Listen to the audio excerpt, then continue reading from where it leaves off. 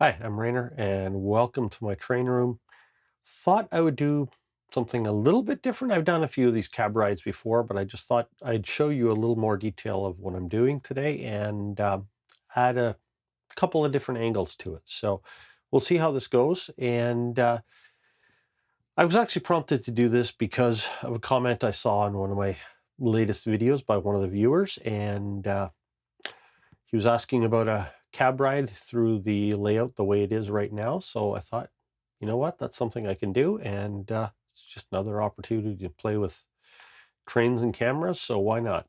So what I'm doing today is I've got this Kato SD40 here that's going to be pulling this little camera train. For my main camera, I'm using this first generation Osmo Pocket.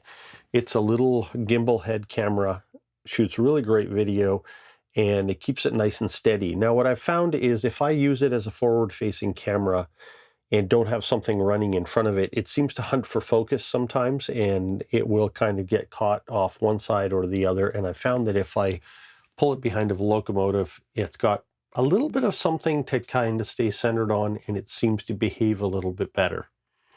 So what I did was I put this locomotive here, put a little Lathern flat car here, that I've put a little bit of lead shot underneath it to make it just a little heavier so it tracks. But other than that, just a little stock Lathern 40-foot flat car. This is a little bit longer flat car that I've got a styrofoam block on. You can see there's some extra lead weights on here just to try to bring the center of gravity down, because the camera is actually small but pretty heavy up here and it will tend to make it rock too much. So I did that. And the last car here is this gondola with my DJI Action 4 on it. The way it's going to work is this Osmo Pocket. It's a little gimbal head camera. It's going to be pointing forward and tracking behind the locomotive, and it's going to get the forward view and a fairly wide angle view of both sides of the tracks when it's going down the track. This camera, my idea is, right now it's facing out this way, but when I run the train, I'm going to have it facing away from the center of the room so that you will get a view. In certain areas, I may not show that view for the entire layout, but to also switch to this view so you can see what's happening beside the train, the scenery that you're passing by, things that you might miss if you only had this camera. So that's my idea. And so what I'm going to do is I'm going to start with the train down at the what I call the south end of my layout, which is my rail yard area here. There's really nothing but the backdrop so far. So I'm going to start there, work my way through past my rail yard, past my paper mill area, through my town, through the helix. I'll probably speed it up going through the helix because there's not much to see in there other than a bunch of track going through wood. It will come out of the helix, go across this duck under here, and then go along the front track all the way around the lower track on my upper deck, and then go around the duck under again on the rear track, and then work its way around all the way up here to what I see as my north end of my layout. So on the way up, it's going to cut into the tunnel and end up in my upper staging yard. From the upper staging yard, I'm going to back the train back up into inside my hillside and switch the turnout up there, and then the train will come back down through the park area up there, across the trestle, and then back all the way around my layout from north to south.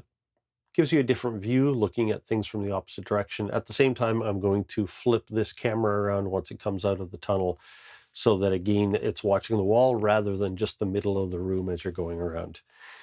On the way down, once it comes through the town, I am going to be coming and ending back into my rail yard and going into the car shop. So you'll get a different view of an end point than what the starting point was. Anyway, that's the plan. Let's see how this works, and enjoy.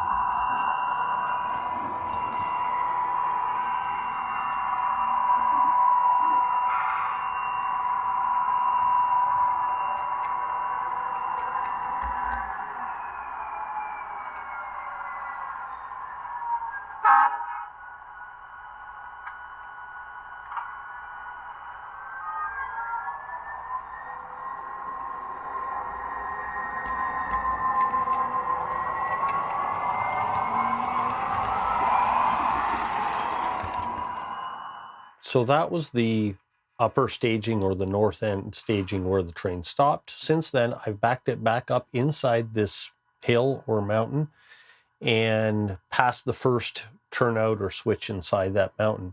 And I've flipped the direction of it, and now the train, instead of going into my north end staging, is going to continue out this tunnel, which is part of a turnaround loop, and then is going to continue back down the layout going south, following the same path as it took to come up here, except that at the end it's going to go and end in the rail yard instead of going into my steel mill area. And that's basically the entire layout, going from south to north and then back again, with the exception of this track right here going down through the town that I'm not going to run the train right now, where this old CN locomotive is sitting. That actually goes down through 2 more loops of the helix and ends up in my lower staging tracks down there. There's not much to see other than a couple more loops of helix and then the train parking below here. But other than that, that's the entire layout, going from south end to north end, and then now back again. Enjoy. We will end in the rail yard, and thanks for watching.